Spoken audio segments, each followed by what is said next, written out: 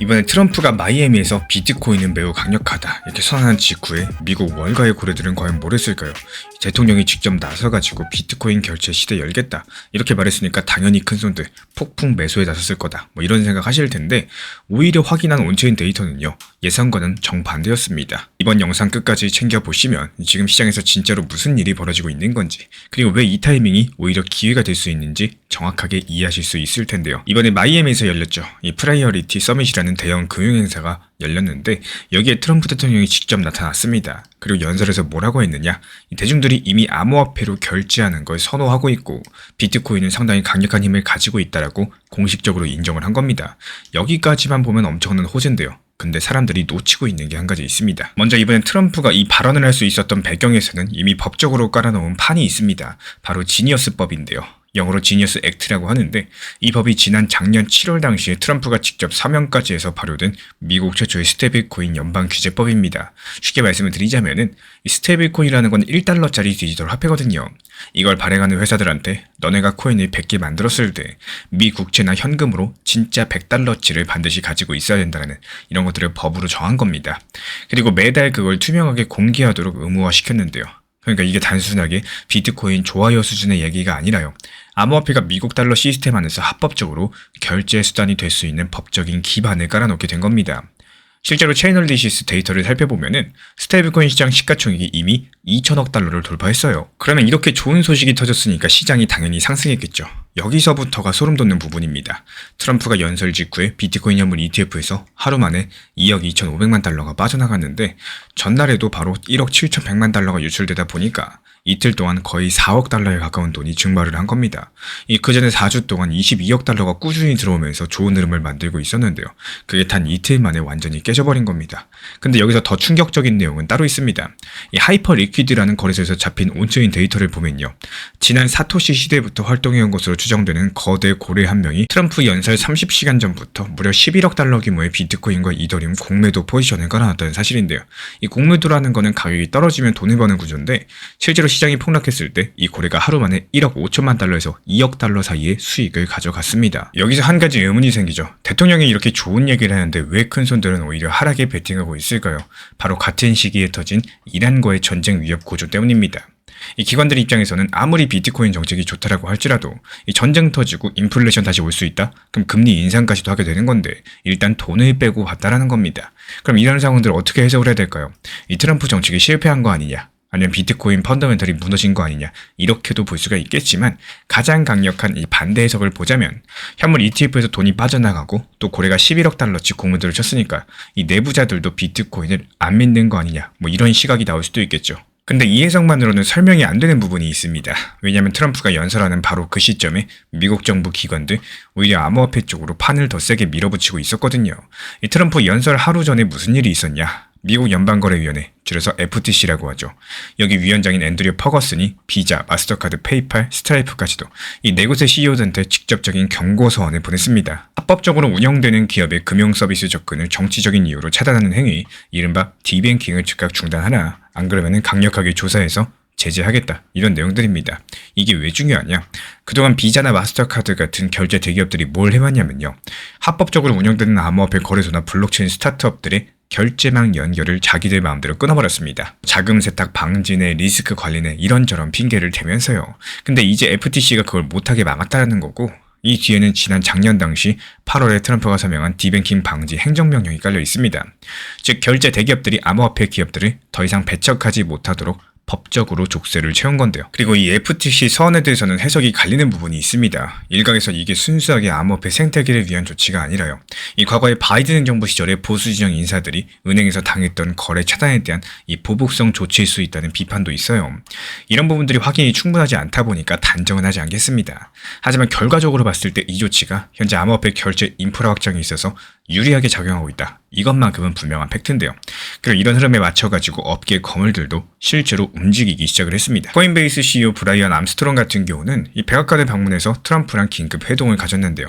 왜 급하게 갔냐? 이 지금 의회에서 클래리티법이라는 암호화폐 시장 구조 법안이 논의 중에 있는데, 이 초안에 전통 은행들의 로비로 들어간 독소 조항이 하나 있습니다.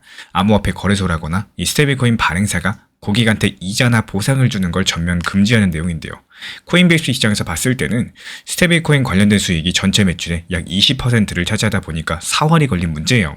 암스트롱이 직접 가서 경쟁을 금지하고 또 미국인에게 해를 끼치는 이 나쁜 법안은 없는 것만 못하다, 이렇게 강력하게 반발을 한 이유가 바로 여기에 있습니다. 그러면 결제 시장의 대기업들은 어떻게 반응을 했을까요? 이 부분이 진짜 핵심입니다. 일론 머스크가 4월달에 엑스머니라는 결제 서비스의 초기 버전을 출시한다고 밝혔는데요. 여기서 놀라운 건요, 이 기존 금융 시스템에 배척할 것 같았던 머스크가 첫 번째 공식 파트너로 세계 최대 카드사인 비자를 선택했다는 겁니다. 그리고 경쟁사인 마스터카드는 1.8억 달러, 우리 돈으로 약 2조 원을 투입해서 스테이블코인 인프라 스타트업 BVNK를 인수하기로 합의했습니다. 예전에 암호화폐 업계는 이 비자나 마스터카드 같은 중간 수수료 업체를 없애겠다는 것들을 비전으로 내세웠었는데 오히려 현실은 정반대로 하고 있어요. 이 거대 결제 기업들이 오히려 블록체인 기술을 자기 시스템 안으로 빨아들이고 있다는 거고요. 스테이블코인 정산의 효율성은 가져가시되 또 자기들의 결제 네트워크 안에서 운영되도록 만든다라는 거죠. 지금 시장은 이란과 관련된 미국-이란 중동전쟁 위기로 인해 가지고 단기적으로 패닉에 빠져 있는 게 맞겠습니다. ETF에서 돈이 빠져나가고 고래들이 공매도로 수익을 챙기고 있는 상황이죠. 근데 또 그 와중에서도 백악관의 규제 철폐 의지가 전혀 흔들리지 않았고 지니어스법이 그대로 작동하고 있고요. FTC는 결제 대기업들의 목줄을 조이고 있고요. 비자랑 마스터카드는 실제로 블록체인 인프라를 흡수하고 있습니다. 이런 정책적인 뒷받침들, 인프라 확장들이 깨지지 않는다면은 단기적인 거시경제 공포가 어느 정도 가라앉는 시점에서 완성된 결제 인프라 위에서 실질적인 거래 데이터가 나오기 시작을 하면은 기관 자금이 다시 맹렬하게 돌아올 가능성이 높습니다. 저희 채널 차원에서는 2분기 이후에 그렇게 진행이 될 것이다, 이렇게 보여주고 있고, 왜 그렇게 보고 있느냐? 아까 말씀드린 대로 인프라 자체는 흔들리지 않았기 때문입니다. 이 세력들이 거시적인 공포를 이용해서 지금 물량을 털어내고 있다면요, 그건 나중에 더 저렴한 가격에 다시 담기 위한 과정일 수가 있다는 거죠. 이 트럼프의 마이애미 선언, 그리고 지니어스법과 FTC 압박, 그리고 비자랑 마스터카드 움직임까지도 결제 인프라의 큰 판은 이미 짜여지고 있다는 거예요.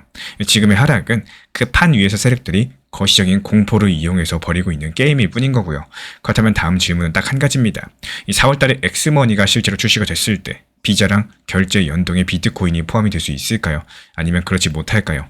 이 정답은 이 순간 시장의 방향성이 결정이 될 수밖에 없겠습니다. 다음 영상에서 다루어 보도록 할게요. 이 시장 상황이 좋지가 않고 또 계속 하락하고 불안하다는 이유만으로 계속 탓하시기보다는요, 조금만 시선을 바꿔서 내 결과를 만들지 못하는 이런 매매를 하고 있는 건 아닌지 한 번쯤 점검해 보는 게 중요하다라는 말씀을 드리고 싶습니다.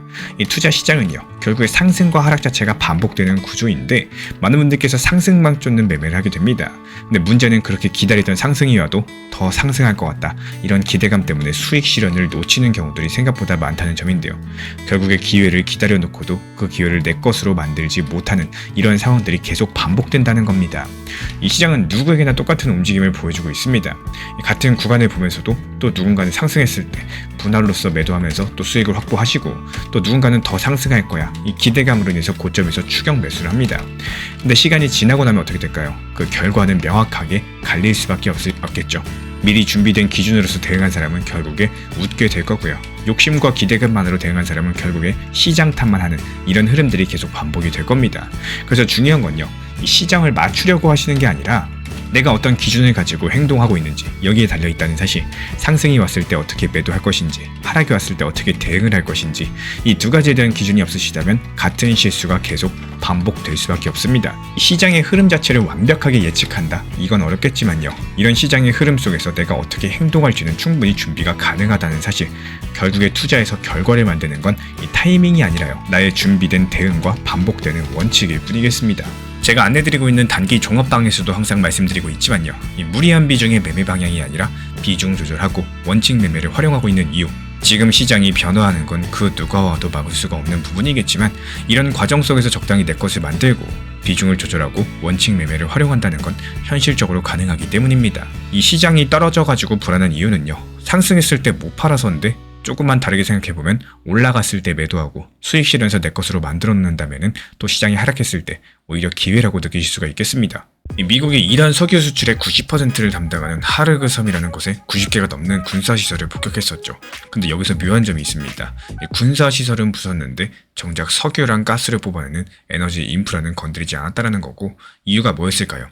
부수려면 충분히 부술 수 있었는데 하지만 부수지 않았다는 거. 이건 이번 사태의 본질을 이해하는 첫 번째 열쇠가 되어줄 겁니다. 지금 미국은요, 이란의 석유 시설을 파괴하려는 게 아닙니다. 그거를 언제든지 파괴할 수 있다는 공포를 심어주려고 하는 건데, 쉽게 말씀드려가지고 상대방 목에다가 칼을 들이대고 또 협상 테이블에 앉아라 이렇게 말을 하는 것과도 같다는 거죠.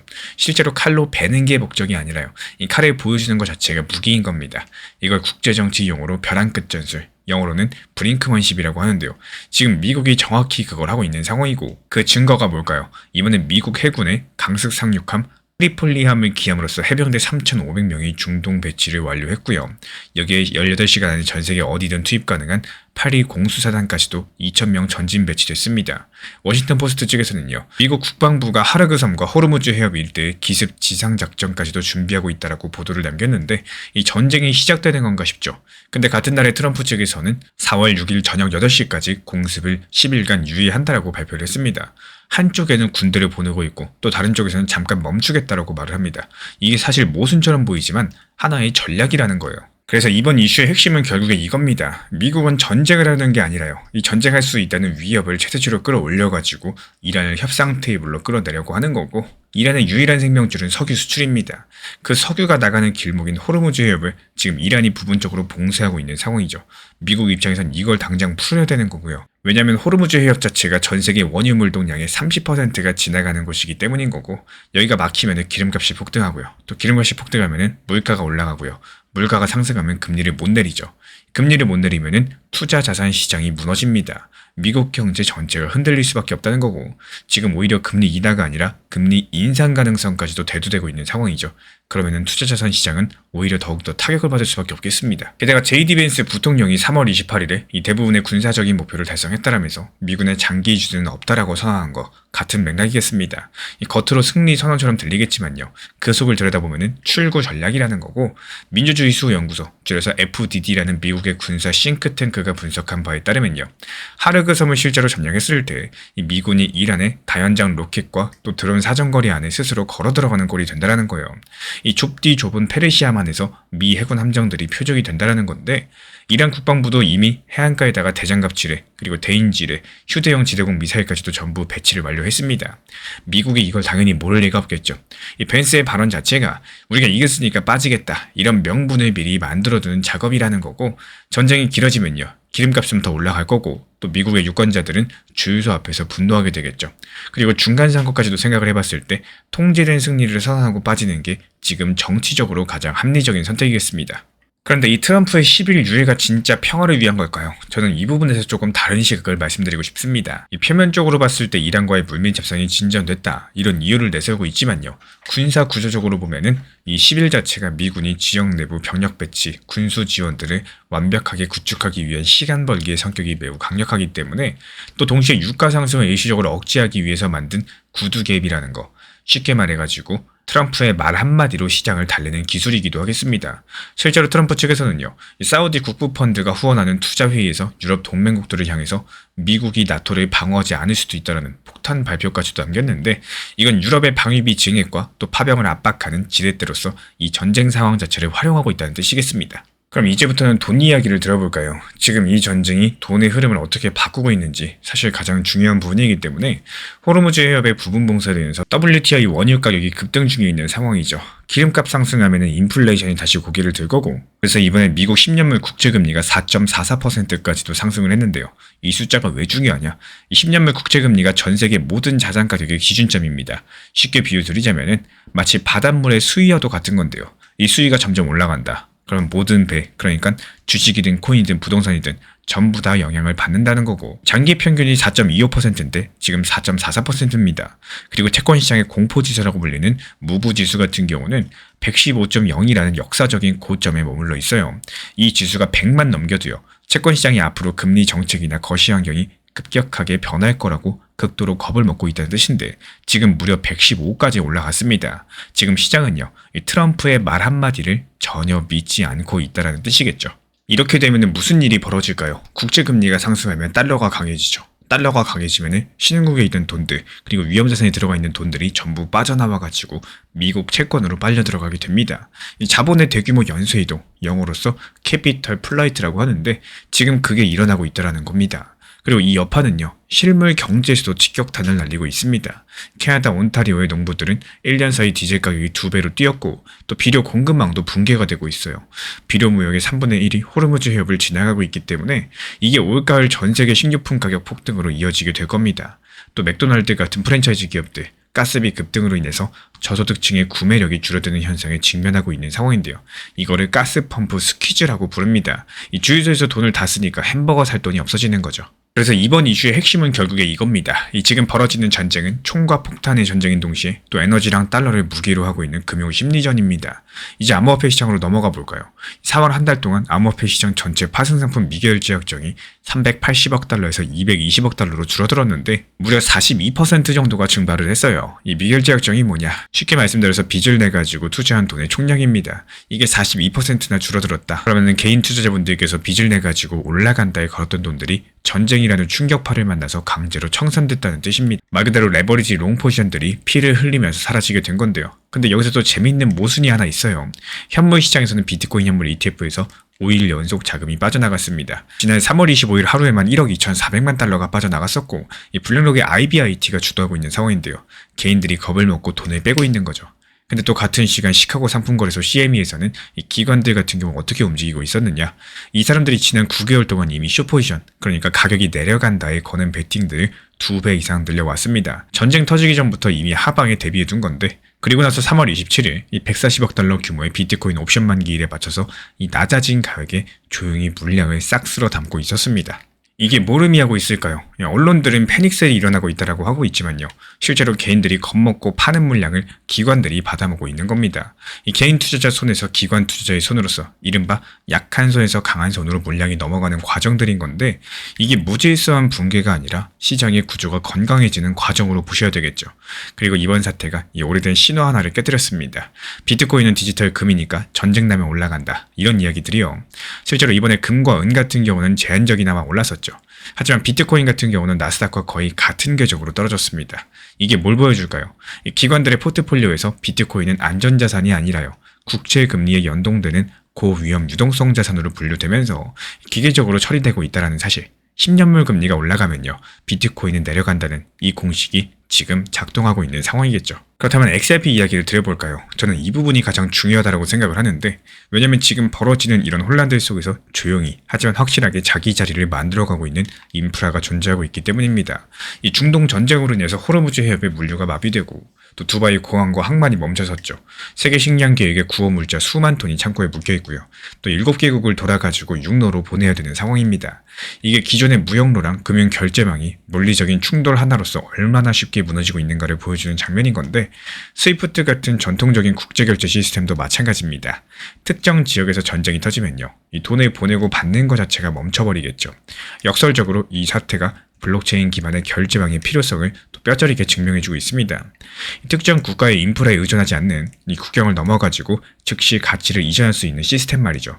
그리고 그 시스템의 중심에 리플과 XRP가 있습니다. 구체적으로 살펴볼까요? 리플의 달러 연동 스테이블 코인 RLUSD 같은 경우는 지금 웜홀이라는 기술을 통해서 이더리움 레이어 2 같은 여러가지 블록체인에서 네이티브 전송 테스트를 진행하고 있죠.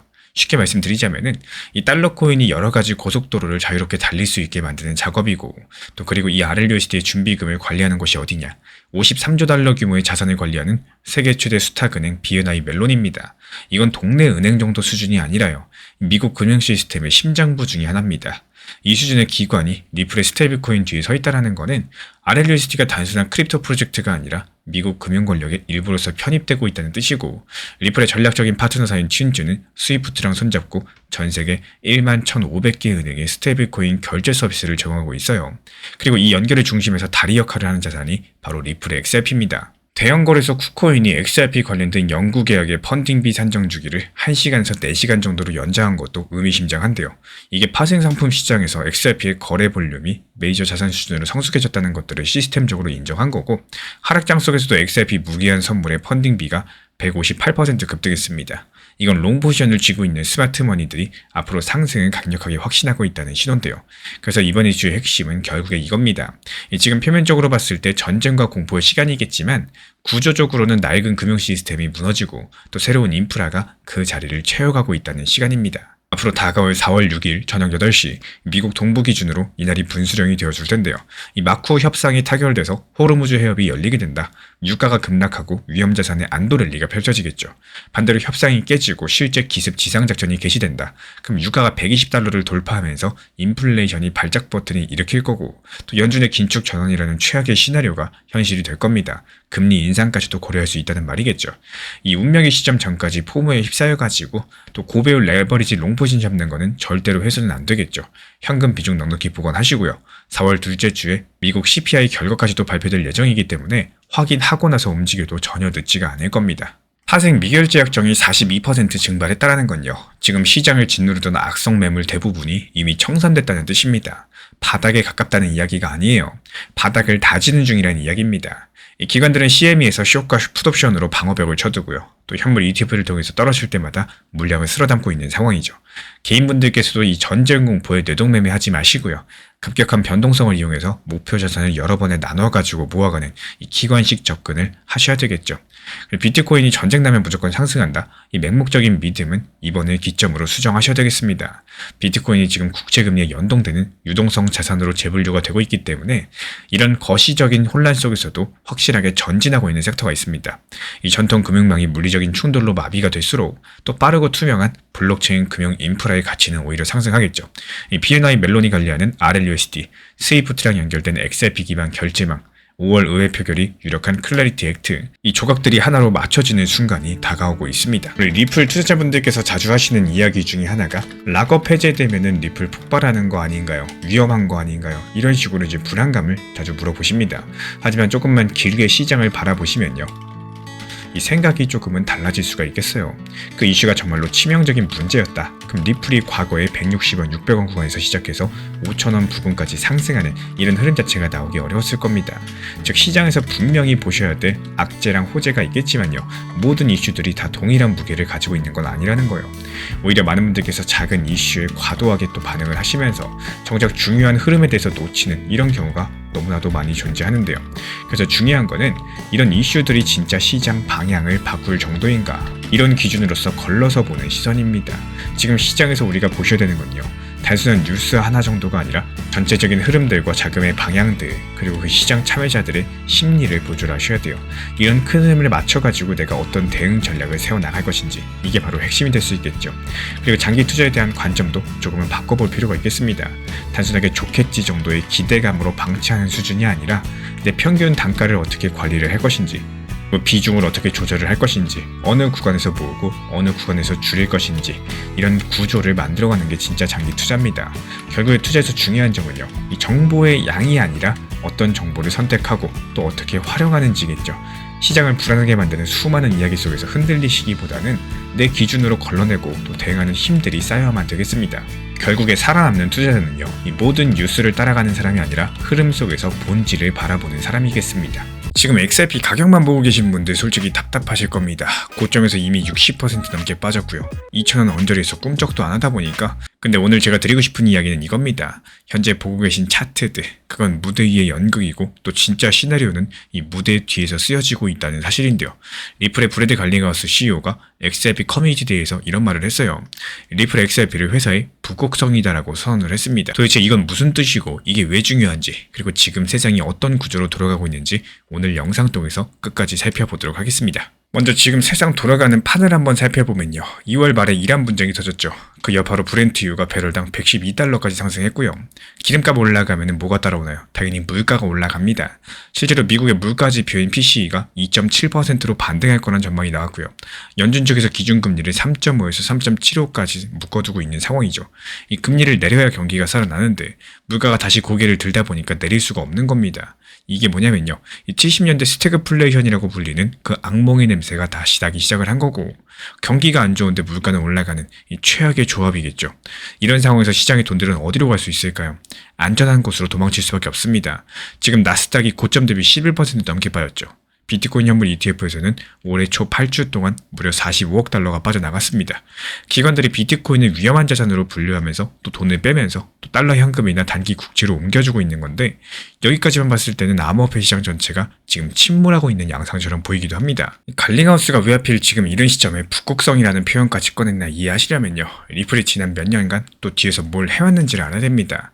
2025년에 히든로드라는 기관형 프라임 브로커리지를 12억 달러에 인수했었죠. 그리고 기업 자금 관리 플랫폼 G트레저리도 10억 달러 주고 사들였고요.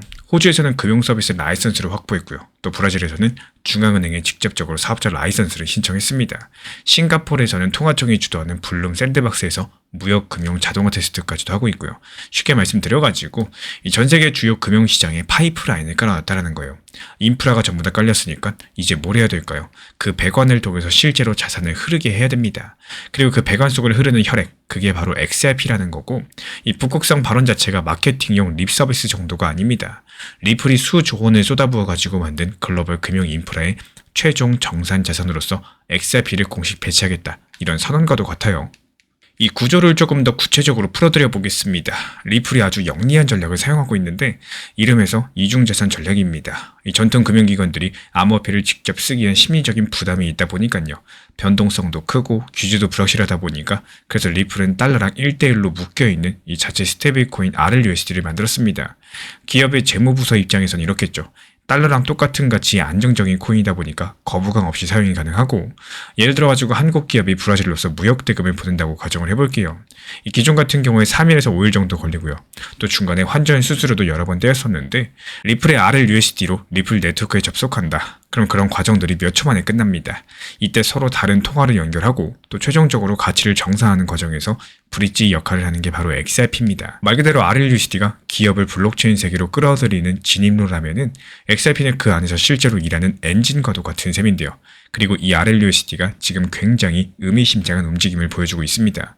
3월 하순에만 수천만 달러 규모의 RLUSD가 소각되고 또 다시 발행되는 이 대규모 작업들이 반복됐어요. 총 공급량이 16억 달러에서 14억 달러 수준까지 재조정된 건데, 커뮤니티에서는 유동성 위기 아니냐 이런 우려도 나왔었지만 실체는 다릅니다. 싱가포르에서 진행 중에 있는 무역 금융 테스트, 프랭클린 템플턴과의 토크나 펀드 거래, 그리고 제미니 거래소와의 이니셔티브 같은 기관급 실제 사용 환경에서 이 대규모 자금을 처리하기 위해서 체인 간의 유동성을 맞추는 작업입니다. 쉽게 말씀드려서 앞으로 큰 손님이 올 거니까 미리미리 준비하고 있다라는 거예요. 그리고 여기서 한 가지 더 중요한 퍼즐 조각이 있죠. 바로 실물 자산 토크나 RWA라고 부르는 시장입니다. 온도 파이낸스라는 플랫폼이 블랙록의 유동성 펀드를 담보로서 하는 이 미국 국채 토큰 OUSG를 리플 레저 위에 올렸습니다. 프랭클린 템플턴도 자사의 토크나 펀드를 리플 네트워크 위에서 테스트하고 있고요. 이게 무슨 뜻이냐? 지금까지 월가에서만 거래되던 채권이나 펀드 같은 전통 자산이 XRP 리플 레저라는 이 블록체인 위에서 거래되기 시작했다는 뜻인 거고, 이렇게 되면 XRP의 가치는요, 더 이상 코인 시장의 투기 심리에 좌우되지 않겠습니다. 수백조 달러 규모의 전통 금융자산이 XRP 네트워크 위에서 움직일수록 이에 따른 XRP의 내재 가치는 복리로서 쌓이는 구조가 된다는 거예요. 그래서 이번 이슈의 핵심은 결국에 표면에서는 가격이 빠지고 있지만요, 그 아래에서 전통금융을 통째로 흡수하는 인프라 장악이 거의 완성 단계에 도달했다는 게 핵심입니다. 그러면 이 인프라 장악이라는 게 앞으로 어떤 식으로 폭발할 수 있을까요? 그 타이밍의 문제를 짚어드려 보자면요, 여기서 등장하는 게 바로 스위프트의 ISO 2002 전환이죠. 전 세계 은행들이 돈을 주고 받을 때 여기서 사용하는 국제 통신 규격이 있는데, 지금까지는 낡은 MT 포맷을 썼습니다. 근데 이걸 데이터가 풍부한 새로운 표준인 ISO 2002로 바꾸려고 강제하고 있는 상황이고, 올해 11월부터는 구형 시스템을 쓰면 국제 결제 자체가 차단됩니다. 은행들 입장에서 어떨까요? 수십억 달러를 들여가지고 내부 시스템을 뜯어 고쳐야 되는 상황인데, 리플의 솔루션 같은 경우에 태생부터 이 ISO 2002의 규격을 완벽하게 지원하도록 설계가 되어 있거든요. 은행 입장에서 봤을 때 리플의 API를 연결만 하면은 단번에 새로운 규격까지도 충족하면서 동시에 국제송금 문제까지 해결이 가능하다 보니까요, 굳이 수십억 달러를 들여가지고 자체 시스템을 고칠 이유가 없어지는 겁니다. 그렇다면 이제 온체인 데이터를 통해서 지금 시장에서 어떤 일이 벌어지고 있는지 들여다보겠습니다. 이 시장 참여자들이 빚을 내가지고 베팅한 정도를 보여주는 추정 레버리지 비율이라는 지표가 있는데요. 이게 작년 7월 XRP가 사상 최고치 찍었을 때 수치가 0.59였었는데 지금은 0.13입니다. 무려 78%가 증발한 수치인데, 3월 들어가지고 바이낸스에서 이 수백만 달러 규모의 롱들이 연쇄적으로 청산됐었고, 이게 의미하는 바는 명확하겠죠. 빚으로 쌓아올린 이 투기성 거품들이요, 시장에서 완전히 시겨 나갔다는 뜻이고, 시장이 극도로 가벼워진 상태에서 현물 매수세가 붙으면은 위에서 짓누르던 매물들 없이 가격이 상승할 수 있는 이 건강한 바닥이 만들어진 셈입니다. 또 동시에 리플 레저의 실제 사용량을 보시면요, 완전히 또 다른 이야기가 펼쳐지게 되는데, 최근에 리플 레저가 초당 120건 이상의 거래를 안정적으로 처리하고 있고요. 활성 지갑 숫자는 770만 개를 돌파하면서 13년 역사상 최고치를 기록했습니다. 게다가 1일 거래량도 300만 건에 육박합니다. 이 가격은 옆으로 기고 있는데 네트워크 사용량은 폭발하고 있다는 거. 투기꾼들이 빠진 자리에 실제로 이 네트워크를 사용하는 기관들, 기업들이 들어오고 있다는 뜻이겠죠. 그리고 가장 소름 끼치는 데이터가 있습니다. 이 소매 투자자들이 패닉에 빠져서 매도 버튼을 누르는 바로 그 시간. 1억 개에서 10억 개를 보유한 고래 지갑들이 단 48시간 만에 13억 개의 XRP를 쓸어 담았는데요. 거래소에서 콜드월렛으로 빠져나간 XRP만 7억 3,800만 달러 규모입니다. 이 개인이 던진 물량들, 기관이 주워 담는 전형적인 손바뀜이 일어나고 있다는 거예요. 유통량의 60%, 약 368억 개의 XRP가 현재 시장 가격보다 더 높은 단가에 물려있다 보니까 가격이 조금만 올라가도 본전 탈출 매물들 쏟아질 수 있는 구조인데, 고래들은 그걸 알면서도 지금 매수하고 있습니다. 이들이 단기 반등을 보고 사는 게 아니라요, 앞으로 펼쳐질 거대한 이 구조적인 수요를 보고 포지션을 잡고 있다는 거겠죠. 다만 지정학적인 리스크랑 또 고금리 고착화라는 거시적인 불확실성들, 언제든지 시장에 충격을 줄 수가 있기 때문에 포트폴리오의 최소 20에서 30%는 현금으로 유지하시는 게 맞겠습니다. 만약에 예상 밖의 급락이 와가지고 1달러에서 1.17달러 구간까지 내려오게 된다면요, 이거는 방어적으로 대응할 수 있는 깊은 유동성 포켓입니다. 그리고 매일 차트 보시면서 스트레스 받지 마시고요, RLUSD 발행량 추이라거나 XRP 현물 ETF 주간 흐름이라거나 아니면 리플 레저 위에 토크나 자산 규모, 이 세 가지 데이터를 추적해 보시는 걸 추천을 드려요. 이 세 가지가 우상향하고 있다면요, 리플의 글로벌 인프라 침투는 정상적으로 진행 중이라는 의미겠고, 또 다수의 온체인 분석에서 본격적인 돌파가 일어난 시점에 2분기에서 3분기로 보고 있기 때문에 5월달 클래리티 법안 통과 여부, 그리고 11월달 스위프트의 구형 시스템 완전 종료 데드라인, 이 두 가지 날짜를 달력에 표기해 두시길 바랍니다. 그때가 다가올수록 또 기관들의 XRP 인프라 편입은 가속화될 수밖에 없겠죠. 지금 개인분들의 60% 이상이 손실을 견디지 못하고 이탈을 고민하고 계시고요. 또 레버리지 거품은 78%나 터졌습니다. 차트만 보면 정말 참담해요. 하지만 역설적으로 봤을 때 이런 모습들이야말로 이 스마트머니가 진입하기에 가장 리스크가 적은 바닥 구간의 전형적인 특징입니다. 이 가격을 끌어내리는 건요, 리플 비즈니스 모델의 실패가 아니라 단기 투기 자금들의 털어내기, 그리고 거시경제의 공포일 뿐이겠죠. 리플이 700억 달러에 달하는 자산을 쥐고 또 전세계 금융의 모세 혈관을 장악해가고 있다는 거, 거대한 구조를 이해하신다면은 공포에 휩쓸린 군중 심리에서 한 발 물러나가지고 또 냉정하게 판단이 가능하실 겁니다. 지금 우리 구독자분들께서 보고 있는 거는 무대 위의 연극입니다. 이 가격 하락이라는 공포극이요. 근데 그 무대 뒤에서는 역사상 가장 큰 규모의 금융 인프라 교체가 일어나고 있고요. 그 중심에 리플 XRP가 놓여 있습니다. 무대 위만 보시고 극장을 나갈 것인지, 아니면 무대 위에 시나리오를 읽고 자리를 지킬 것인지, 그 선택은 온전히 우리 구독자분들의 몫이겠습니다. 지금 시장 같은 경우는 가만히 보유한다고 해서 정답이 나온다, 이런 시장은 아닙니다. 제가 안내드리는 리플 전용방에서도요, 정말 중요하게 강조드리는 이 투트랙 전략을 활용하고 있는데, 쉽게 생각하면은 메인 비중에 대해서는 중장기적인 관점에 대해서 중요 핵심 내용들, 그리고 중장기적인 타점에 대해서 안내를 드리고, 일부 나머지 비중에 대해서는 내 매수 단가에 발목 잡히는 게 아니라 오히려 적당한 단기 고점과 저점을 활용해가지고 매수와 매도를 계속 활용을 하시는 겁니다. 이전에 리플 시장이 좋을 때요, 4,850원이라는 단기 고점에서 분할 익절이 가능했던 이유, 이 정보방에서 심리적인 고점이었던 상황, 차트의 모든 패턴이 맞았기 때문에 안내드렸던 단기 고점이었었고, 최근에 리플 시장이 안 좋다고 해서 가만히 손 놓고 있는 게 아니라 1,830원 리플 단기 저점에서 추가 매수를 통해서 저점에서 매수를 하고요, 다시 한번 단기 고점이 2,250원이 적당 고점에서 분할 매도를 통해 가지고 결국에 메인 비중들은 장기적으로 보면서 높았던 메인 비중의 평단을 낮췄고요, 오히려 비중과 수량을 늘려나가는 투트랙 전략을 활용하는 이유겠습니다. 그리고 그렇게 2,250원 분할 매도를 했으면 다시 한번 바닥 구간이 단기 저점 타점이었던 1,900원이라는 타점을 리플 정보방에서도 안내드렸던 이유는요, 결국에 높을 때 팔면서 또 낮을 때 사가지고 효율적인 시장을 대응해야 되기 때문입니다. 리플을 좋아하는 거, 그리고 리플을 잘 활용하는 거, 이 차이는 다르다라고 생각을 해요.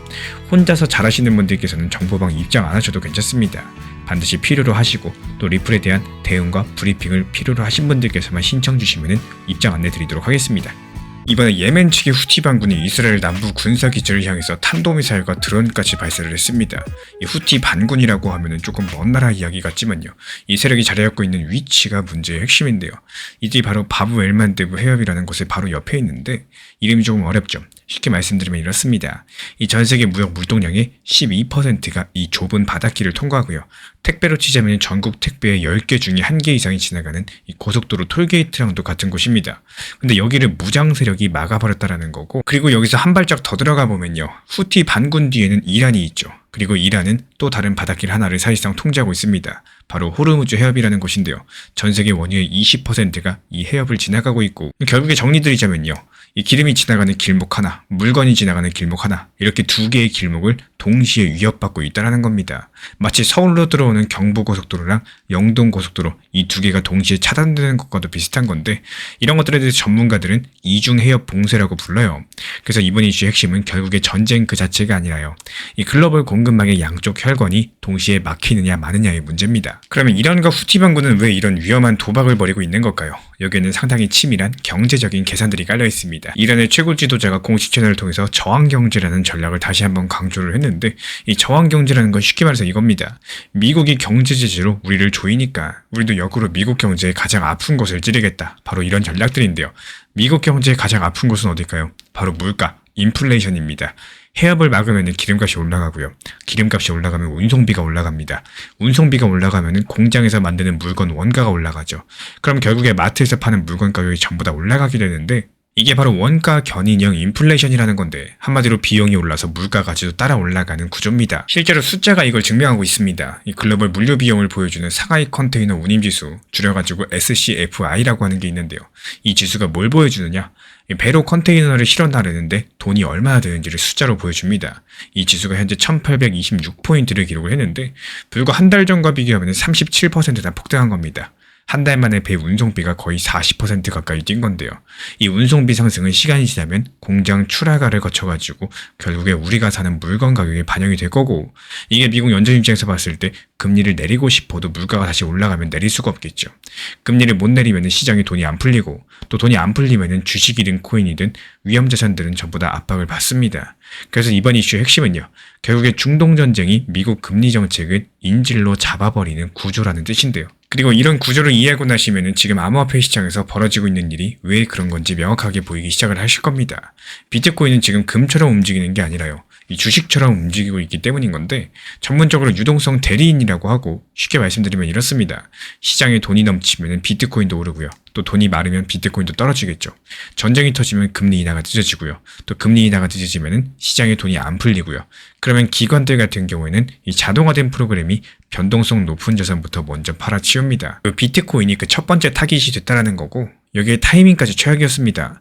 하필이면 140억 달러, 우리 돈으로 약 19조 원 규모의 비트코인 옵션이 만기를 맞았고요. 옵션 만기가 뭔지 쉽게 설명을 드리자면은, 평소에 대형 증권사들 비트코인 가격이 너무 크게 흔들리지 않도록 일종의 방파제 역할을 합니다. 가격이 떨어지면 사고요. 또 올라가면 팔면서 균형을 잡아주는 건데, 이거를 감마 해징이라고 해요. 그런데 대규모 옵션이 한꺼번에 만기가 되면 이 방파제가 사라져버립니다. 말 그대로 방파제가 없는 해변에 태풍이 들이닥친 것과 똑같아요. 이 전쟁 뉴스라는 파도가 밀려왔는데 가격을 잡아줄 쿠션이 전혀 없으니까 비트코인을 빌려서 매수한 사람들, 레버리지를 쓴 사람들, 이 포지션이 도미노처럼 연쇄적으로 강제 청산을 당한 거고요. 암호화폐 시장의 심리를 보여주는 공포탐욕 지수가 12까지 떨어졌는데, 이게 0에 가까울수록 시장이 겁에 질려 있다는 뜻입니다. 근데 10이면 어느 정도냐? 지난 2023년 10월 이후로 가장 무섭다는 뜻이에요. 하지만 데이터를 뒤집어 보면 또 전혀 다른 그림이 나옵니다. 이 학술 연구에 따르면요. 중동에서 지정학적인 위기가 터졌을 때 비트코인은 원유 가격의 급등을 약 이틀 정도 뒤따라가는 독특한 패턴이 있었는데요. 원유 시장은 물리적으로 봤을 때 기름이 안 들어오다 보니까 즉각적으로 반응을 하겠지만, 비트코인은 자본이 시장을 한 바퀴 돌고 나서 이틀에서 3일 뒤에 유입되는 후행적인 흐름을 보인다는 겁니다. 이 모건 스탠리가 이 패닉의 한복판에서 운용보수 0.14%짜리 초저가 비트코인 현물 ETF를 기습적으로 신청을 했고, 어제 하루에만 약 474개의 비트코인이 정체불명의 대형 지갑으로 이동을 했습니다. 모두가 겁에 질려서 팔고 있을 때 이 큰돈들은 오히려 조용히 죽고 있다는 뜻인데요. 그렇다면 이런 거시적인 그림들이 리플 XRP랑 과연 어떻게 연결될 수 있을까요? 이 부분이 사실 오늘 이야기의 진짜 핵심입니다. 이 전쟁과 제재가 만들어내는 가장 큰 구조적인 변화는요, 기존의 금융 시스템의 균열이라고 볼 수가 있어요. 지금까지 전 세계 은행들이 돈을 보내고 받을 때 사용하는 시스템, 이 스위프트라는 건데, 이게 정치적인 무기로 쓰이기 시작을 한 겁니다. 러시아를 스위프트에서 차단한 것처럼 서방이 마음만 먹으면 특정 국가를 글로벌 금융망에서 잘라버릴 수 있다. 이게 바로 이미 증명이 된 상황이죠. 그러니까 러시아, 중국, 중동 국가들 입장에서는 스위프트에 의존하는 게 위험합니다. 언제든지 자기들도 잘릴 수가 있기 때문에, 그래서 이 나라들이 대한 결제망으로 찾기 시작을 했고, 이 수요가 바로 블록체인 기반 결제 인프라를 향해서 쏟아지고 있는 상황인데요. 그리고 여기서 XRP가 왜 독보적인 위치에 있는가를 이해해 주셔야 돼요. 2026년부터 국제금융통신의 표준이 ISO 20022라는 새로운 규격으로서 완전히 전환됐습니다. 쉽게 말씀드리자면 은행끼리 돈 보낼 때 쓰는 언어가 바뀌었다는 건데, 예전에 쓰던 구식 언어는 이제 공식적으로 퇴출됐고요. 새로운 언어들만 통용이 됩니다. 리플 레저 같은 경우는 처음 만들어질 때부터 이 새로운 표준을 완벽하게 지원하도록 설계된 블록체인인데요. 호주 금융감독원 측에서 최근에 호주 달러 기반의 스테이블 코인을 리플 레저 위에서 직접 운영하도록 정식 허가한 것도 바로 이런 맥락인데, 서방 주요 국가의 금융당국이 리플 레저를 합법적인 금융 인프라로 공식적으로 인정을 한 거고요. 그런데 여기서 아이러니한 현상이 하나 있죠. 이렇게 구조적인 변화가 일어나고 있는데 정작 XRP 가격은 2,000원 선, 이 좁은 박스권에 갇혀가지고 꼼짝도 안 하고 있습니다. 가격만 보면요, 정말 아무 일도 안 일어나는 것 같죠. 근데 차트에서 눈을 떼고 온체인 데이터를 들여다보시면 완전히 다른 세상이 펼쳐지고 있는데요. 이 리플레저 네트워크에서 하루에 처리되는 실제 거래 건수가 약 300만 건입니다. 1년 전까지만 해도 하루에 100만 건이었는데 1년 만에 무려 3배로 뛴 거예요. 10만 달러 이상을 움직이는 대형 거래, 그리고 소위 거래들의 거래도 하루 2,800건을 넘어서면서 3개월 내 최고치를 찍었습니다. 100만 개 이상의 XRP를 가진 대형 지갑도 계속해서 늘어나고 있는 상황인데요. 가격은 눌려있는데 내부에서는 엄청난 양의 자금들이 조용히 쌓이고 있다는 거고, 이걸 유동성의 역설이라고 불러요. 가격이라는 실제 가치 속의 내용들이 극단적으로 어긋나 있는 상태입니다. 그래서 이번 이슈의 핵심은 결국에 지금 XRP에서 벌어지고 있는 일은 가격의 문제가 아니라 인프라 채택의 문제라는 겁니다. 그렇다면 이런 압축된 에너지가 언제 폭발이 가능하느냐? 이미 미국 규제당국 사이에서 XRP를 디지털 상품으로 분류하는 방향성이 사실상 굳어졌고요. 올해 5월경에는 디지털 자산을 명확히 정의하는 이 법안 통과 가능성까지도 거론이 되고 있습니다. 이미 기존 XRP 관련 펀드랑 ETP로 2026년에만 14억 4천만 달러의 자금들이 먼저 들어온 상황이고요. 후티 반군의 참전으로 이중 해협이 위협받고 있고, 또 유가랑 물류비가 폭등하고 있으면서 이게 바로 인플레이션을 자극하면서 금리 인하를 지연시키고요. 또 그 결과로서 비트코인을 비롯한 위험 자산들이 급락하고 있습니다. 동시에 XRP 생태계에서는 블랙록이 RLUSD 담보 채택, 그리고 온체인 거래량 3배 폭증, ETF 승인 모멘텀이라는 이 구조적인 변화가 동시에 진행되고 있는 상황이죠. 제가 바라보는 관점은 이겁니다. 지금 우리가 보고 있는 가격 하락은 구조적인 붕괴가 아니라요, 이 구조적인 전환 과정에서 발생하는 과도기적 충격이라는 사실. 전쟁 공포랑 레버리지 청산이 가격을 짓누르고 있지만요, 그 아래에서는 노후화된 스위프트 시스템을 대체할 만한 이 새로운 디지털 결제 인프라로의 자본 이동이 이미 시작이 됐습니다. 다만 이런 해석이 틀릴 수 있는 조건도 분명히 존재하겠죠. 만약에 이중 해협 봉쇄가 실제로 장기화되면서 유가가 배럴당 150달러를 돌파하고, 또 스태그플레이션이 현실화돼가지고 연준이 오히려 금리를 올려야 되는 극단적인 상황이 오게 된다면요, 모든 위험 자산들은 현재보다 훨씬 더 깊은 수렁에 빠질 수가 있겠습니다. 그래서 지금은 절대로 레버리지를 쓰면 안 되는 구간이에요. 방파제가 사라진 바다에서 파도 타기를 하는 거는 투자가 아니라 도박이겠죠. 현금 비중 넉넉히 유지하면서 방어적으로 움직이셔야 되는 거고, 이 공포지수 12라는 숫자를 반드시 기억해 주세요. 역사적으로 15 이하 구간에서는 분할 매수를 실행한 자본들 1년, 2년 뒤에 압도적인 수익을 거뒀습니다.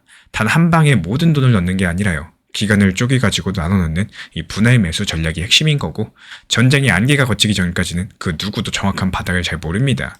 그리고 무엇을 살 것인가의 문제에서는 가격이 붙어있는 자산이 아니라요, 실제로 돌아가는 인프라에 자본을 집중하셔야 되겠습니다. 마지막으로 이것만 기억해주세요. 이 시장의 가격표는 지금 미사일과 강제 청산이 만들어낸 공포에 짓눌려가지고 왜곡돼 있기 때문에 온체인 데이터가 보여주는 본질적인 가치를 보셔야 됩니다. 이 하루 300만 건이라는 기관 거래 폭증을 통해서 인프라 채택의 진실을 가리키고 있는 상황이고, 대중들이 공포에 흔들리는 그 아래서는 이 시장 자본들이 이미 새로운 디지털 결제망으로 아주 조용하게 움직이고 있습니다. 투자의 성패가 이 보이지 않는 설계도를 누가 먼저 읽어낼 수 있느냐, 그리고 그거를 먼저 읽어내는 사람의 몫이다라고 생각을 해요. 지금 같은 시장에서 과연 내가 뭘 해야 될지, 뭘 매수하고 뭘 매도해야 될지 이게 모르겠다고 가만히 있는 시장이 아니라요, 시장에서 알려주는 섹터, 테마에 맞는 어떤 코인이 어떻게 움직임이 나오는지 여기에 대해서 들여볼 줄 아셔야 됩니다. 지금 코인 시장 자체가 투트랙 전략으로 가져가면서 리플 같은 경우에 메인 비중은 중장기적으로 보유를 하시면서도 일부 비중에 대해서 단기 고점에서 팔고 그리고 기다렸다가 단기 저점에서 다시 매수하는 이 효율적인 대응을 만들어 나가셔야 되는 시점입니다. 제가 안내드리는 리플 전용 정보방에서도 이 투트랙 전략에 대해서 장기적인 관점들 그리고 단기적인 관점에 대해서 타점을 같이 안내드리는 이유도 마찬가지예요. 결국에 장기적으로 보유하기 위해서 평단 낮추고 비중 늘려나가는 시기이기 때문입니다. 이 샀다 팔았다 사팔사팔하는 게 맞는 건지 그냥 들고만 있는 게 맞는 건지 아직까지도 혼동이 오시는 분들이 계세요. 쉽게 말씀을 드리자면은 그냥 장기적으로 보유하고 들고 가고 싶으신 분들은 장기적으로 가져가시면 되고 다만 시장은 결국에 내 평균 단가를 기준으로 그 다음 고점을 만들어주는 게 아니기 때문에 얼마만큼 고점으로 가기 전까지는 평단 관리만 잘 해놓으시고 대응을 잘 해놓느냐 이게 더 중요하겠습니다.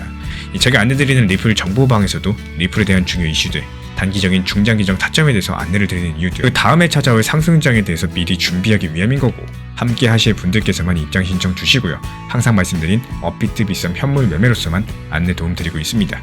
이란이 호르무즈 해협을 막아버렸고요. 기름값이 하루가 다르게 치솟고 또 전세계 증시가 폭락하고 있습니다. 코스피는 하루에 12%까지 빠지면서 서킷 브레이커가 터졌었죠. 코인 시장도 피바다가 됐어요. 근데 이런 상황에서 아주 이상한 일들이 벌어지고 있습니다. 모두가 겁에 질려가지고 자산을 내다 팔고 있는 이런 순간 속에서 이 큰손들은 오히려 도지코인을 미친듯이 쓸어담고 있거든요. 이 3월 셋째 주에만 무려 4억 7천만 개를 매집을 한 상황이고 이유가 뭘까요? 오늘 영상에서는 이 뉴스에서 절대 알려주지 않는 그 이면의 진짜 속 얘기를 풀어드려 보도록 하겠습니다. 이번 영상 끝까지 보시면 지금 이 시장에서 어떻게 움직여야 되는지가 명확해지실 겁니다. 가장 먼저 화제가 된 사건부터 짚어드려 볼게요. 이 트럼프 측과 인도 모디 총리가 호르무즈 해협 사태를 논의하는 긴급 전화회담을 했습니다. 근데 여기에 민간인 신분인 일론 머스크가 참석을 한 건데 인도 외무부 측에서는 공식적으로 부인을 했지만요. 백악관 내부 관계자들을 통해서 이 사실이 확인이 됐습니다. 대부분의 분들께서 이걸 머스크가 또 뭔가 잘나가지고 끼어들었나 보다 이 정도로 넘기실 텐데 이게 투자자의 눈으로 보면은 완전히 다른 의미를 갖습니다. 기억하실 겁니다. 지난 2025년 5월 머스크가 트럼프의 정부 효율부 이른바 도지 부서 수장을 맡았다가 예산삭감 문제로서 트럼프랑 크게 부딪히면서 사퇴했었죠. 그 당시 이 둘의 관계가 완전히 깨진 것처럼 보였었습니다.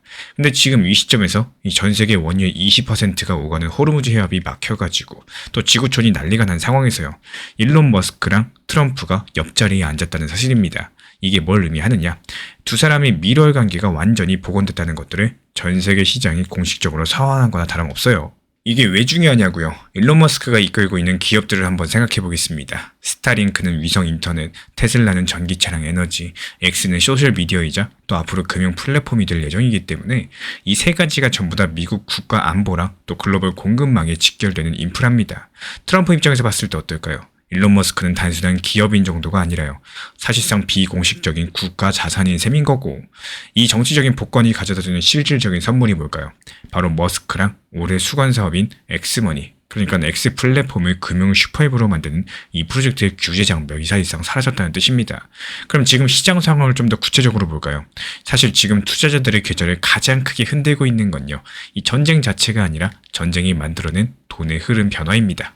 쉽게 한번 설명을 드려보자면요. 2월 말에 미국과 이스라엘이 이란을 공격했었고 3월 4일에 이란이 보복으로 호르무즈 해협을 막아버렸죠. 이 해협이 하루에 2천만 배럴의 기름이 오고 가는 곳인데 전 세계가 쓰는 기름의 20%가 여기를 통과하거든요. 결과가 어떻게 됐냐? 2월 27일에 72달러였던 브렌트유 가격이 3월 27일 112달러까지 상승을 했습니다. 한 달 만에 51%가 상승을 한 건데요. 이건 1990년 당시 걸프전 이후의 최대 상승률이에요. 이 기름값이 이렇게 상승한 게 뭐가 문제냐? 비료값이 50% 뛰고요. 또 그러면 식량 가격이 올라가고요. 물가가 전반적으로 상승을 합니다. 그러면 중앙은행들은 금리를 내릴 수가 없겠죠. 실제로 유럽 중앙은행은요. 예정되어 있었던 금리 인하를 보류했고요.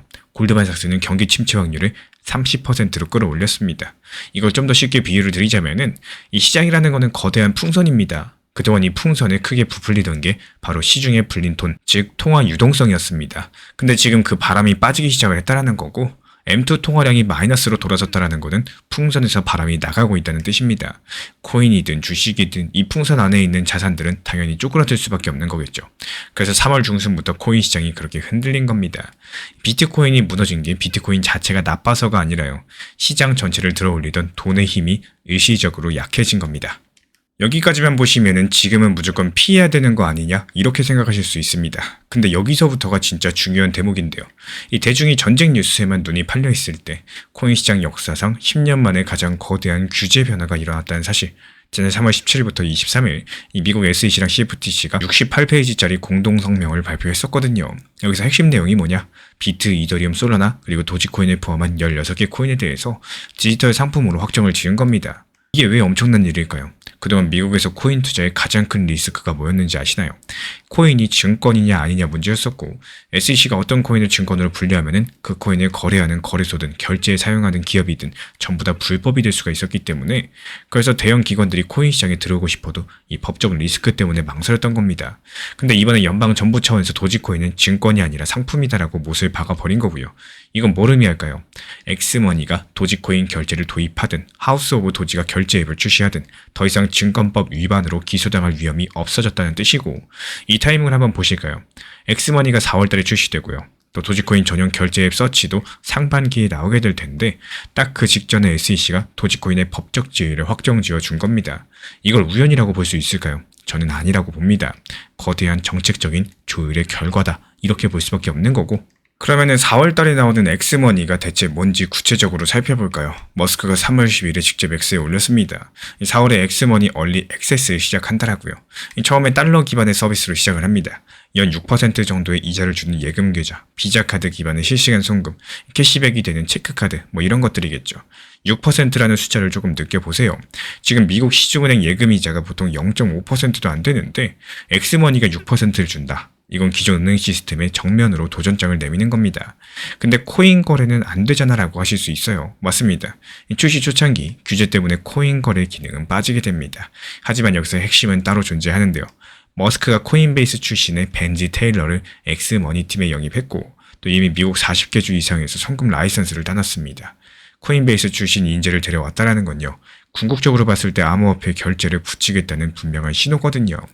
머스크가 꿈꾸는 최종 형태는 중국의 위챗인 거고 이 중국 사람들이 대화도 하고 뉴스도 보고 쇼핑도 하고 결제까지 다 하는 이 슈퍼앱 말입니다. 엑셀이 그런 앱으로 만들겠다는 거예요. 거기에 결제 수단으로 도지코인이 들어가게 된다. 그럼 도지코인의 가치는 지금과는 완전히 차원이 달라지게 되겠죠. 그리고 여기서 중요한 건 엑스머니만 있는 게 아닙니다. 이 도지코인 생태계 내부에서도 아주 조용하지만 강력한 변화가 일어나고 있는 상황인데요. 도지코인 재단의 공식 기업 부문인 하우스 오브 도지 측에서는 이 나스닥 상장사 브래그 하우스랑 합병을 했습니다. 이건 도지코인이 드디어 제도권 자본시장에 공식 입성했다는 뜻이고 이들이 준비하고 있는 게 지금 서치라는 결제 어플인데요.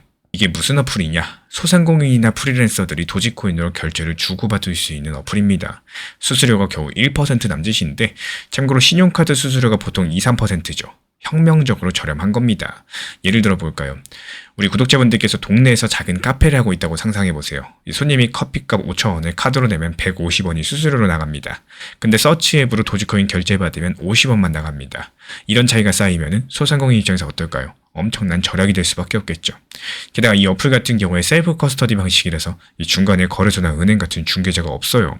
내 지갑에서 상대방 지갑으로 바로 가는 구조입니다.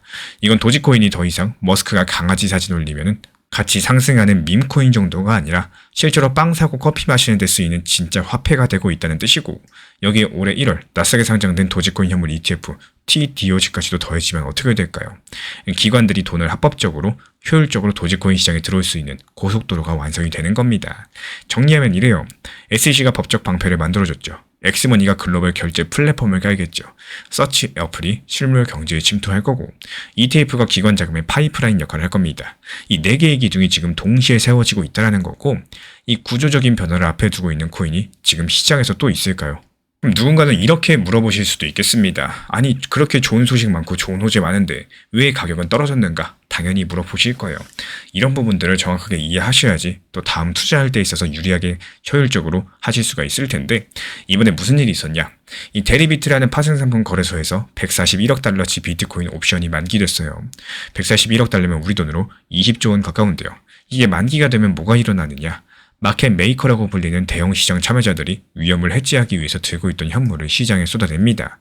이건 코인이 안 좋아서 파는 게 아닙니다. 만기일이 오면은 기계적으로 처리해야 되는 물량이기 때문에 여기에 미국 이란 전쟁, 그리고 기름값 폭등하고 1분기 말 기관들의 포트폴리오 정리 물량까지도 한꺼번에 쏟아졌어요. 그러니까 인위적으로 가격이 찍혀 내려간 거지 코인의 본질적인 가치가 무너졌다? 이렇게 볼 순 없겠죠. 이걸 비유 드리자면요. 백화점에서 재고 정리 세일을 하는데 사람들이 이 백화점 망하나 봐 이러면서 겁먹고 도망가는 것과 같습니다. 근데 눈치 빠른 사람들은 뭘 하죠? 세일 기간에 좋은 물건을 싸게 줍습니다. 스마트머니가 바로 그걸 한 겁니다. 실제로 숫자로서 증거로서 보여드릴까요? 비트코인이 74,000달러 선에서 흔들리면서 개인분들이 겁에 질려가지고 알트코인 손절할 때 도지코인 네트워크에서는 오히려 정반대의 일이 벌어지고 있었습니다.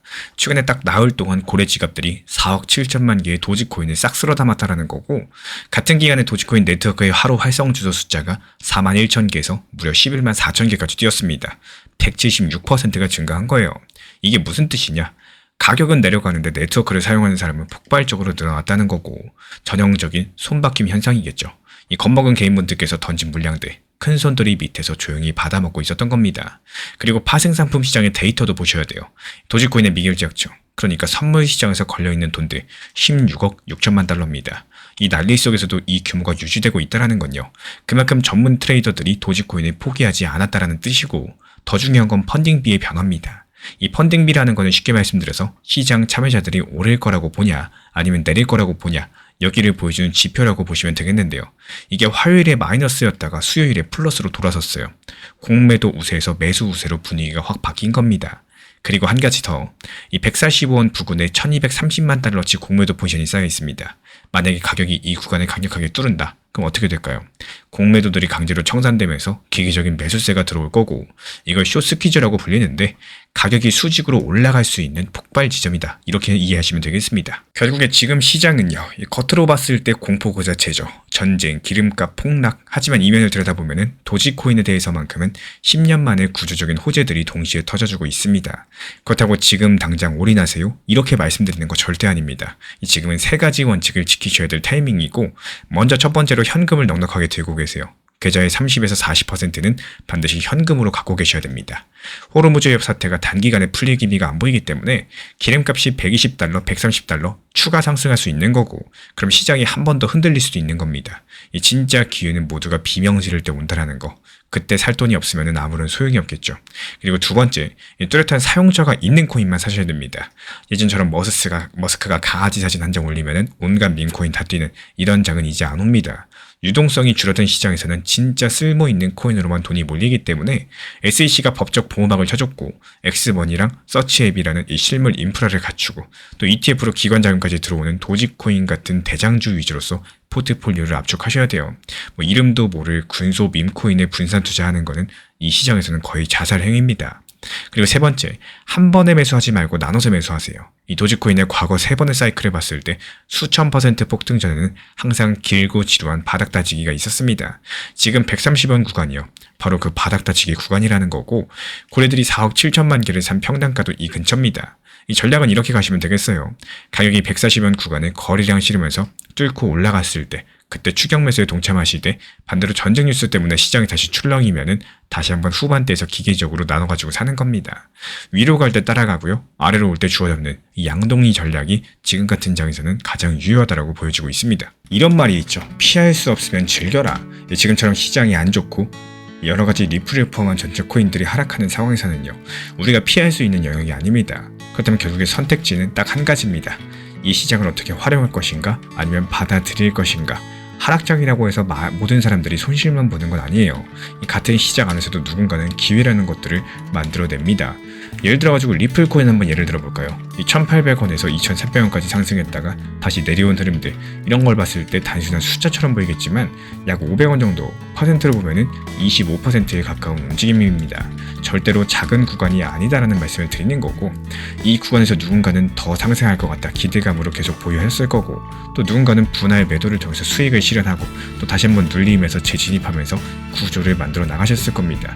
같은 시장 같은 가격인데 결과가 완전히 달라지는 이유들, 과연 뭐라고 생각하시나요? 이게 대응 방식의 차이다라고 말씀을 드리고 싶어요. 특히나 많은 분들께서 빠지는 함정이 내 평단 높다, 이 생각에 묶여버리는 건데, 평단이 기준이 되어버리면 올라야지만 행동하고요, 내려가면 아무것도 못하게 되겠죠. 그리고 이 상태에서는 원칙 매매 자체를 활용하기가 정말 어려워집니다. 그래서 중요한 점은 평단이 아니라 지금 이 구간에서 내가 무엇을 할 수 있는지 바로 이 부분인 거고, 분할 매도를 통해 가지고 일부라도 수익을 만들어 보고 다시 하락했을 때 재매수하면서 수량을 늘리고 평단을 낮추는 이런 구조를 만들어 나갈 줄 아셔야 됩니다. 이런 과정들이 반복이 되면요, 시장이 횡보를 하든 하락을 하든 내 자산 구조는 점점 더 유리하게 바뀌게 되고, 결국에 시장을 즐긴다라는 것은 단순하게 긍정적으로 생각하라는 의미가 아니라 어떤 상황에서도 내가 할 수 있는 행동을 찾아내는 겁니다. 결국에 살아남는 투자자는요, 이 시장을 피하는 사람이 아니라 이 시장 속에서 오히려 계속 기회를 만들 줄 아는 사람이겠습니다. 시장을 바라보는 관점을 내 기준에서만 보시는 게 아니라요, 이 시장의 흐름에서 바라보신다면 조금 다르게 보실 수 있어요. 내 평균 단가가 높다고 해서 한 번에 무리하게 몰빵으로 매매하는 게 아니라 일부 비중으로 현실적인 대응을 통해서 평단을 낮추고 또 비중과 수량을 조금씩 늘려가는 원칙 매매를 활용하신다면 시장한테 쫓긴다는 느낌을 안 받게 될 거라고 생각을 합니다. 지금 당장 내 평단 높다고 해서 언젠가 올라가겠지 이런 생각으로 장기적으로 가져가는 거, 이것도 방법일 수 있겠지만요, 또 내 평단이 높아버리면은 내 평단까지 오기 전에 단기 고점 찍고 내려올 수 있다는 것들을 반드시 생각하셔야 되는 시장이겠습니다. 최근에 시장이 너무 답답하다 보니까 정보방 입장에 대해서 문의 주시는 분들께서 많아지셨어요. 먼저 제일 중요하지만요, 제가 안내드리는 모든 정보방은 업비트, 빗썸, 현물 매매로서만 안내 도움드리고 있습니다. 지금 화면에 보이시는 번호나 혹은 댓글 링크에 있는 신청란을 통해서 신청 주시면은 안내를 도움드리고 있고요. 이 세 가지 방 중에 필요로 하신 방을 체크해서 신청 주시면은 필요로 하신 방에 맞춰가지고 입장 안내드리고 있습니다. 먼저 리플 전용방 같은 경우에 리플에 대한 중요 이슈, 그리고 리플에 대한 단기 저점과 단기 고점, 중장기적으로 보는 중요 타점 같은 핵심 내용에 대해서 안내드리고 있기 때문에 영상 시청해주시는 우리 구독자분들께서 리플이라는 코인이 장기적으로 좋다라는 건 알고는 있지만 현재 같은 시장에서는 많은 답답함을 느끼시는 분들께서 정말로 많이 계실 거라고 생각을 합니다. 이 적당한 일부 비중은 단기 고점과 저점을 살려서 효율적인 대응을 만들어 가시고 또 오히려 중장기적으로 더 잘 가져가기 위한 효율적인 매매하시는 것들을 추천드려요. 그리고 두 번째로 종합 브리핑방입니다. 장기적으로 보기에 좋은 코인들과 현재 시장 흐름에 대한 중요 시장 이슈들, 브리핑 내용이나 리플에 대한 방향성, 락업 해제 일정과 여기에 따른 움직임들에 대해서 안내드리는 종합적인 방이다, 이렇게 생각해 주시면 되겠습니다. 그리고 마지막으로 단기 종합방 같은 경우는 말 그대로 단기 종목들에 대한 타점을 안내드리고 있는 방입니다. 이 단기 종목은 말 그대로 단기 종목답게 접근을 하셔야 되는데 욕심으로 인해서 타점을 너무 높게 잡아가지고 수익 실현을 못하거나 아니면 눈치 보기 매매를 하다가 이렇게 수익 실현의 기회를 놓치셨던 기억이 있으신 분들, 지금 시장에서 정말 많은 상황인데요. 항상 비중 조절이 중요하고요. 매수와 동시에 목표 타점을 걸어 놓으면서 현실적으로 봤을 때 내 것으로 만들어서 마침표까지 잘 찍는 게 단기 매매의 핵심이다 생각을 해요.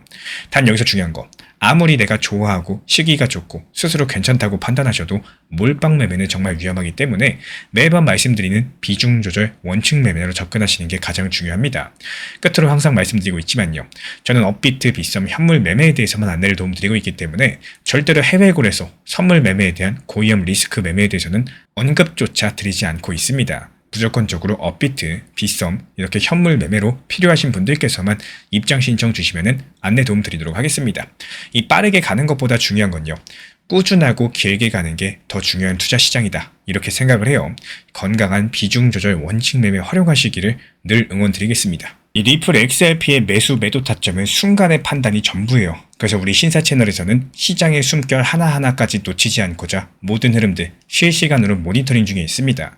이 단기 반등 구간이 열리는 순간 그 찰나의 기회 타점을 우리 구독자분들께 바로바로 전달드리기 위해서인데요. 우리 신사 채널을 이미 구독해주신 분들 중에서 실시간 커뮤니티방 참여를 원하신다면 지금 보이시는 번호로 문자 남겨주시면 되겠습니다. 이 혼자서 불안하게 바라보는 시장이 아니라요, 함께 흐름을 읽고 움직이는 경험들을 선사해 드리도록 하겠습니다.